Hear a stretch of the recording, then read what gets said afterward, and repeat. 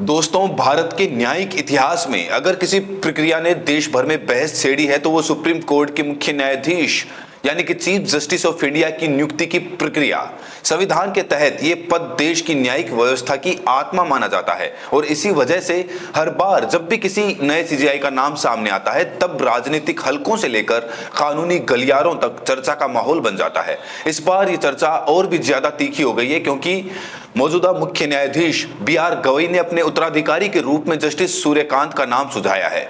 Collegium system के तहत ये सिफारिश राष्ट्रपति तक पहुंच चुकी है और औपचारिक मंजूरी भी मिल गई है। लेकिन दोस्तों, जैसे ही इस सिफारिश की खबर बाहर आई उसी पल से विवादों का सिलसिला भी शुरू हो गया। जस्टिस सूर्यकांत पर लगे पुराने भ्रष्टाचार के आरोपों में पूरी नियुक्ति प्रक्रिया की पारदर्शिता पर सवाल खड़े कर दिए। जो लोग कोलेजियम सिस्टम की आलोचना पहले से करते आए हैं उन्हें अब इस मुद्दे में अपनी बात को और जोर से उठाने का मौका मिल गया है। सवाल ये उठ रहा है, क्या कोलेजियम ने इस बार सीनियरिटी की परंपरा निभाने के चक्कर में अखंडता यानी इंटेग्रिटी की कसौटी को नजरअंदाज कर दिया है? क्या केवल वरिष्ठता ही किसी न्यायाधीश को देश की सर्वोच्च कुर्सी पर बैठाने का पर्याप्त कारण हो सकता है, या फिर ये देखना भी जरूरी है कि उसका सार्वजनिक जीवन कितना स्वच्छ और निष्पक्ष रहा है? यही वो बिंदु है जिन पर आज पूरा देश विभाजित दिखाई दे रहा है। अब समझना जरूरी है कि ये नियुक्ति कैसे होती है। संविधान के अनुच्छेद 124(2) के तहत सुप्रीम कोर्ट और हाई कोर्ट के जजों की नियुक्ति राष्ट्रपति के नाम पर होती है। लेकिन 1990 के दशक में हुए दो ऐतिहासिक फैसले, 1993 का सेकंड जजिस केस और 1998 का थर्ड जजिस केस, ने इस प्रक्रिया को पूरी तरह बदल दिया। इन्हीं फैसलों ने कोलेजियम सिस्टम को जन्म दिया जिसमें मौजूदा सीजेआई और सुप्रीम कोर्ट के 4 वरिष्ठतम न्यायाधीश मिलकर ये तय करते हैं कि न्यायपालिका के श्रेष्ठ पदों पर किसे नियुक्त किया जाए। इसका मकसद ये था कि सरकार यानी कि कार्यपालिका न्यायपालिका के फैसलों या नियुक्तियों में दखल ना दे सके।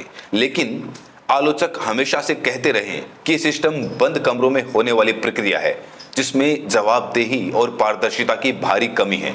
मौजूदा विवाद इस बात को और भी पुख्ता करता है। Justice B R. गवई ने 27 अक्टूबर को अपने उत्तराधिकारी के रूप में जस्टिस सूर्यकांत का नाम भेजा।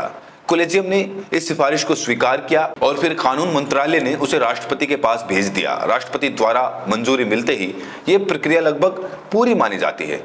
लेकिन यहीं से कहानी में मोड़ आता है। जस्टिस सूर्यकांत पर पुराने समय से कुछ आरोप लगते रहे, खासकर तब जब वे पंजाब और हरियाणा हाई कोर्ट में कार्यरत थे। उन पर आरोप लगे कि कुछ मामलों में उन्होंने कथित रूप से पक्षपातपूर्ण रवैया अपनाया और यहां तक कि रिश्वत लेने के भी आरोप लगे।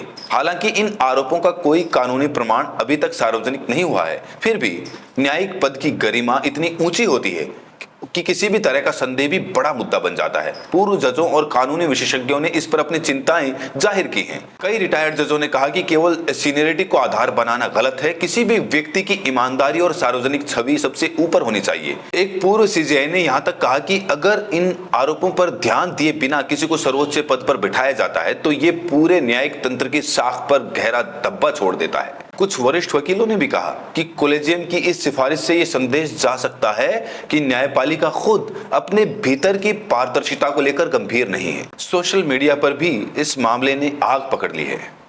ट्विटर और एक्स पर रिजेक्ट सूर्यकांत ट्रेंड करने लगा है, जहां कई यूजर पुराने मामलों का हवाला देकर उनकी नियुक्ति पर सवाल उठा रहे हैं। वहीं कुछ लोग सरकार से मांग कर रहे हैं कि कोलेजियम के इस निर्णय पर पुनर्विचार करवाए। लेकिन दोस्तों, असल सवाल यह है कि क्या सरकार वास्तव में ऐसा कर सकती है? क्या कार्यपालिका के पास ये अधिकार है कि वो सुप्रीम कोर्ट के कोलेजियम के फैसले को पलट दे या रोक दे? संविधान के अनुच्छेद 124(a) के अनुसार राष्ट्रपति कोलेजियम की सिफारिश को एक बार कारण बताकर लौटा सकता है। लेकिन सुप्रीम कोर्ट के 2015 के national judicial appointment commission (NJAC) case के फैसले में साफ कहा कि अगर कोलेजियम उसी सिफारिश को दोबारा भेजता है तो फिर राष्ट्रपति को उसे स्वीकार करना ही होगा।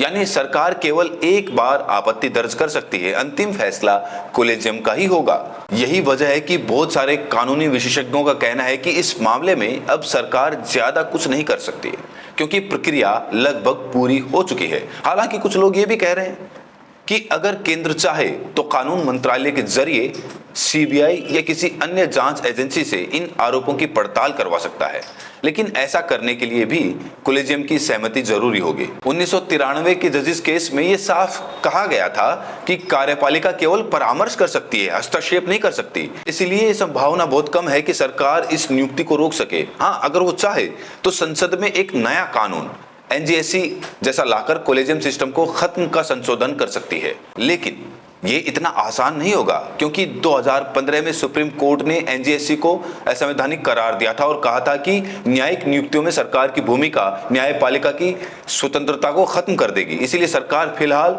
बेहद संयमित रूप अपना रही है। वो चाहती है कि जनता के बीच ये संदेश ना जाए कि केंद्र न्यायपालिका पर नियंत्रण पाने की कोशिश कर रहा है। आखिर लोकतंत्र में न्यायपालिका की स्वतंत्रता ही उसकी सबसे बड़ी ताकत है, लेकिन ये भी उतना ही सच है कि जब न्यायपालिका कुछ सवालों के घेरे में आती है तब लोगों का भरोसा डगमगाने लगता है, और यही स्थिति आज दिखाई दे रही है। कई लोग कह रहे हैं कि अगर जस्टिस सूर्यकांत जैसे व्यक्ति पर इतने गंभीर आरोप हैं तो पहले उनकी जांच होनी चाहिए थी, फिर सिफारिश आगे बढ़नी चाहिए थी। इस विवाद ने न्यायपालिका की आत्मनिर्भरता बनाम जवाबदेही की पुरानी बहस को फिर से जिंदा कर दिया। एक पक्ष कहता है कि अगर सरकार कोलेजियम पर कोई निगरानी रखेगी तो वो न्यायिक स्वतंत्रता का हनन होगा, लेकिन दूसरा पक्ष पूछता है कि अगर कोलेजियम खुद अपने भीतर की जवाबदेही तय नहीं करेगा तो फिर जनता का विश्वास कैसे बना रहेगा। आखिर सुप्रीम कोर्ट भी जनता के लिए ही काम करता है। कोलेजियम सिस्टम ने फिलहाल ना तो कोई बाहरी निगरानी है और ना ही किसी सिफारिश की सार्वजनिक समीक्षा की प्रक्रिया है। सब कुछ बंद दरवाजों के भीतर तय होता है, और यही कारण है कि जब भी कोई विवादित नाम सामने आता है तो जनता के पास केवल अफवाहों और सोशल मीडिया की बातों के अलावा कोई ठोस जानकारी नहीं होती। अब बात करते हैं संभावनाओं की। क्या ये नियुक्ति पलट सकती है? वास्तविकता यही है कि संभावना बेहद कम है। राष्ट्रपति ने नियुक्ति को मंजूरी दे दी है और 23 नवंबर को सीजेआई BR गवई के रिटायर होते ही जस्टिस सूर्यकांत औपचारिक रूप से देश के 53वें मुख्य न्यायाधीश बन जाएंगे। हाँ, अगर कोलेजियम खुद ही अपने निर्णय पर पुनर्विचार करे तो ये एक ऐतिहासिक घटना होगी, क्योंकि अब तक कभी ऐसा नहीं हुआ कि कोलेजियम ने किसी सीनियर जज का नाम वापस लिया हो। कुछ कानूनी हलकों में चर्चा जरूर चल रही है कि अगर विवाद बहुत ज्यादा बढ़ा तो कोलेजियम शायद एक स्पष्टीकरण जारी करे या भविष्य की नियुक्तियों के लिए कुछ नई गाइडलाइन तय करे। इस पूरे घटनाक्रम के बीच केंद्र सरकार भी दो राहों पर खड़ी है। अगर वो हस्तक्षेप करती है तो उसे न्यायिक स्वतंत्रता पर हमला करने वाला बताया जाएगा, और अगर वो चुप रहती है तो विपक्ष ये कहेगा कि सरकार ने एक विवादास्पद व्यक्ति को आंख मूंदकर मंजूरी दे दी। इसीलिए फिलहाल सरकार में वेट एंड वॉच की नीति अपनाई है।